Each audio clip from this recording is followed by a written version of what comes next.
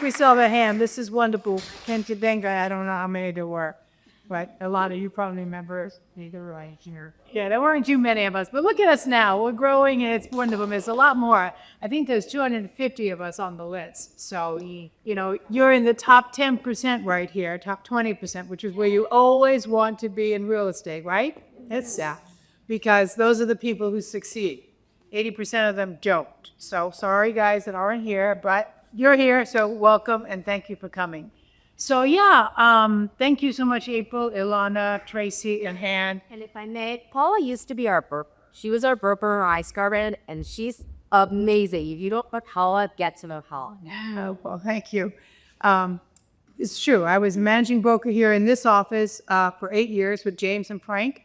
And then we together opened all the offices in the North Bay and not East Bay. I didn't do the East Bay. That's David Troll's area.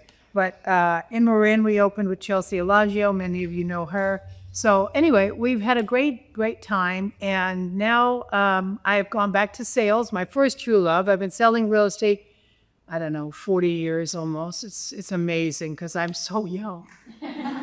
Anyway, so what I wanted to do today is talk to you about business planning. I was asked to teach this class. People love this class. I love this class. I love really business planning in general, right? So I have some handouts for you. I have some slides. The handouts I'll give to you as we go along, or maybe even at the end, because I find that people start reading and rustling papers, and it's just, so I prefer to just, so when you go to, we used to do this. We used to present offers in person, right? So it's all real estate.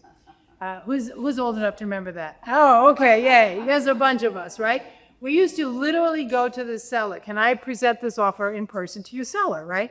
And the one tip that my broker taught me was, don't give them the offer, the paperwork, until you've said everything you want to say, right? So I'd go in there and I'd say, so Andrea, you know, my client loves your property and we're going to, you know, let me give you the highlights of the offer. The purchase price, this, right? All the 4 points that they want to know. Contingencies, close of escrow, just the meat. And then, you know, they were okay. Because if I gave that seller that 15-page contract, first of all, they glaze over. They have no idea what they're looking at. They're not listening to me anymore. They don't know what they're doing.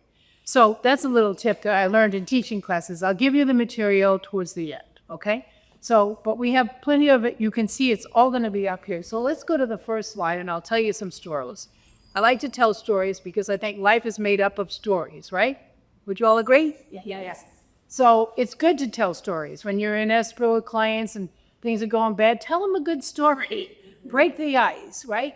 So for people who are brand new, how many people are in their first year of real estate? Let me see your hands, please. Okay, good. Excellent. So we got some seasoned days. Welcome.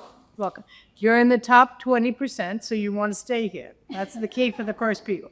How many people 1 to 5 years? Okay, good. And then 5 to 10, or 10 more. Yeah, 10 more. I know there's a bunch of you. Okay, good. Great, well-rounded group.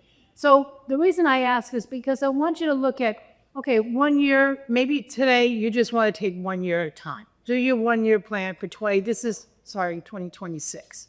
So this was last year's slide. Didn't change it yet. So for 2026, you want to look at that year. Maybe you want to look at 5 years ahead because you're already got a couple of years under your belt. You're in your first 5 years. You want to look at what's the next year, absolutely, but then 5 years beyond that, and then 10 years beyond that